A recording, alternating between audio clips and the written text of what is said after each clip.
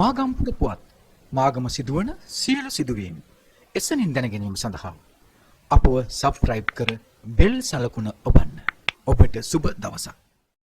අම්බලන්තොට බැරගම ප්‍රාදේශීය රෝහලට රුපියල් මිලියන 40කට වැඩි වටිනාකමකින් යුත් වෛද්‍ය උපකරණ පරිත්‍යාග කිරීමට කොළඹ ජාතික රෝහලේ රෝහල් සේවා අධ්‍යක්ෂක මණ්ඩලයේ අධ්‍යක්ෂක රජවැල්ලේ සුභූති හිමියන්ගේ මූලිකත්වයෙන් හා සිංහ සමාජයේ සහ රෝහල් කමිටුවේ සම්බන්ධීකරණයෙන් පසුගියදා සිදුවිය.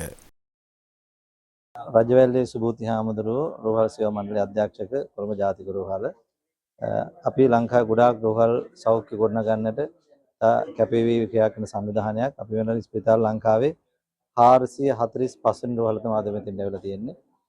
මේ කටයුත්තේදී අපිට ගොඩාක් අය සහාය ලබා දෙනවා.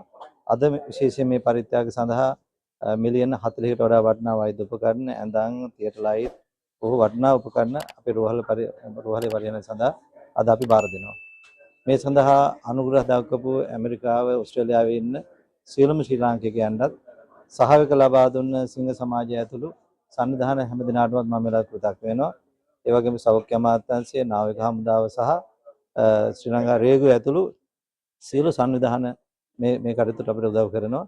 මම මේලා විශේෂයෙන් රජයෙන් ඉල්ලා සිටිනවා ඔබේ අවධානය යොමු විය මේ වගේ ග්‍රාමීය රෝහල් වලට.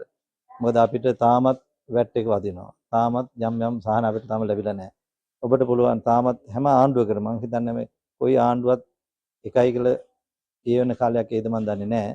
හැබැයි මට හිතෙන හැටියට මීට වඩා අවධානය පරිත්‍යාග සඳහා ලංකාවට ලැබෙන්නට ඕනේ. හොඳම උදාහරණයක් කොහෙද යන මැර කාන්තාවක් ලංකාවට එන වෙලාවේදී සියලු මාධ්‍ය ගිහිල්ලා ඒක වීඩියෝ කරගන්න තරම් හැකියාව තිබුණා බොහොම සජීවව දෙන්න.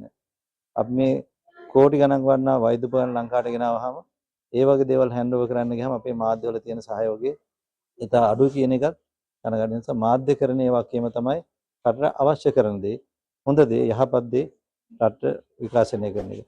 මේ වගේ දේවල් දැක්කහම මම හිතනවා ලංකාවේ කී දෙනෙක් සතුටු වේද?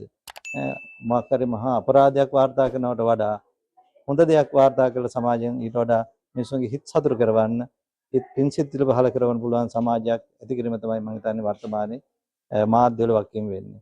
ඒ නිසා ඒ පිළිබඳව සියලු මාධ්‍ය හිතවතුන්ගෙන් මා ඉල්ලා සිටිනවා ලංකාවේ රාජ්‍ය මාධ්‍යකරණයේදී අපරාධයට තියෙන සැලකිල්ලට වඩා සැලකිල්ලක් යහපත් කටයුත්තට දක්වන්න.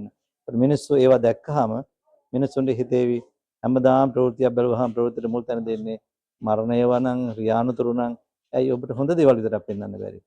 ඒ නිසා කරුණා කරලා ඒ පිළිබඳව අවධානය යොමු කරන්න කියලා ලංකාවේ සියලු මාධ්‍ය වලින් මා ඉල්ලා සිටිනවා.